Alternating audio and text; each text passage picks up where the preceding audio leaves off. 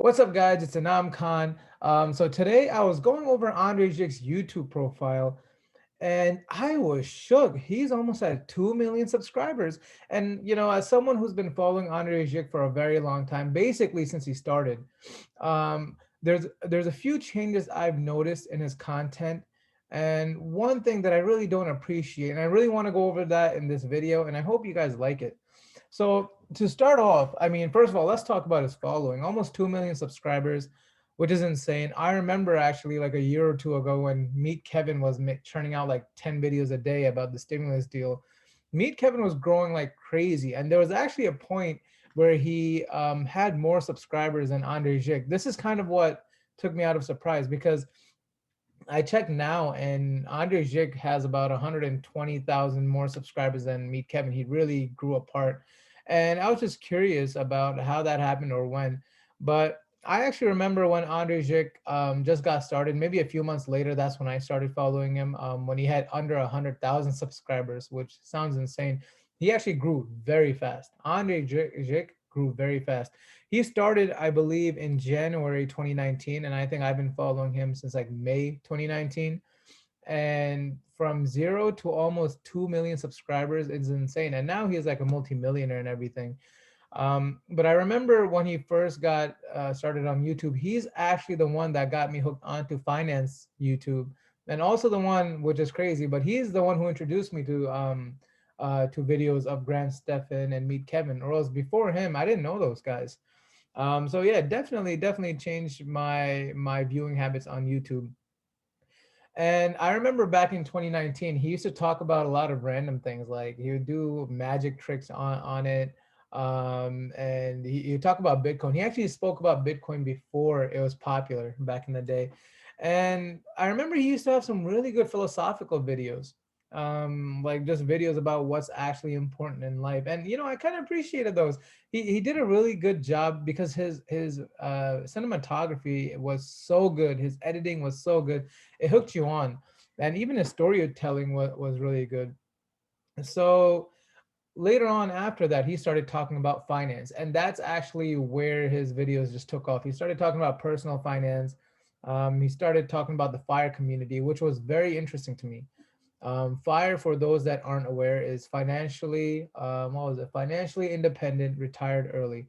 So what that means is basically if you do your finances right in your life and you're pretty frugal, you can save up enough and invest it so that you can retire at a very young age. And some people try to do that in their 30s, some in their 40s. But yeah, he introduced me to that community because I had a mindset like that, but I didn't know there was a whole community around that.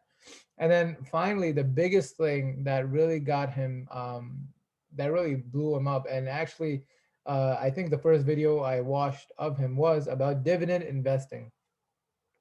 So before Andre Jikh, I had no idea that dividend investing was even a thing. Like I did not know they can buy stocks and they would pay you quarterly or monthly or whatever.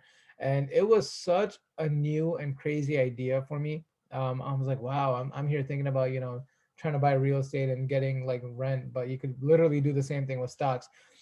In retrospect, I mean, I think my thoughts about it kind of changed just because I didn't realize, the more I learned, the more I realized that the returns are so low on those, like 3 or 4% for the safe dividend stocks, and then even from that, I think they're taxed slightly higher compared to real estate.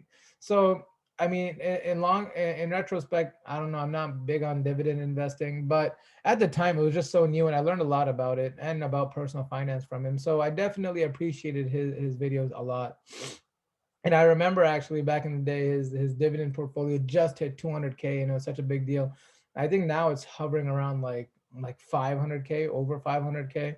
So yeah, I mean, it was definitely cool. So now, what I notice is that his content revolves a lot more around cryptocurrency and the metaverse, and recent financial updates and stuff like that. Not really much about personal finance anymore.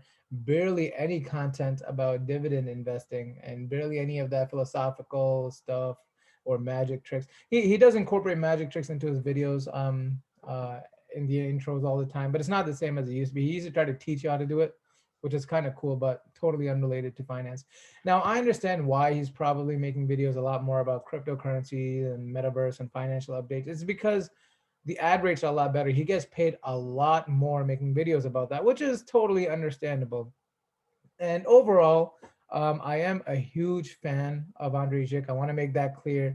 Unfortunately, negativity sells, which is why the title of this video is what it is. And I got to name something that I really don't like about him anymore. So I think the fact is about Andre Jikh is that the goalpost seems to be moving, and the goals are changing, which honestly is probably a good thing.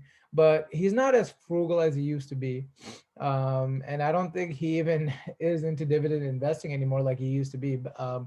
I think he just let his portfolio grow. I'm not sure how much he even invests in it, or what percentage of his income he invests in it now compared to what he used to. Because back in the day, I think he was making like 50K and investing like every penny into his dividend stock portfolio, or as much as he could after his expenses. And honestly, that's kind of what made him popular on YouTube. But I think at this point, the returns and the taxes just aren't worth it for him. He's better off, investing in cryptocurrency and growth stocks, and that's why he does what he does. But regardless, I mean, I think he did change in that aspect, in that he hasn't stuck to his core principles, which was dividend investing and being frugal. He is still pretty frugal, but definitely splurges a lot more nowadays. But it's regardless, it's part of the journey, and I still enjoy watching him a lot. And I'm sure any of us, as we grow, our goals do change as well. That's part of growth, right? So with that being said, those are just some of my thoughts on Andre Jikh. I hope you guys enjoyed it. Let me know in the comments. Please subscribe, press the like button, and I'll see you guys next time.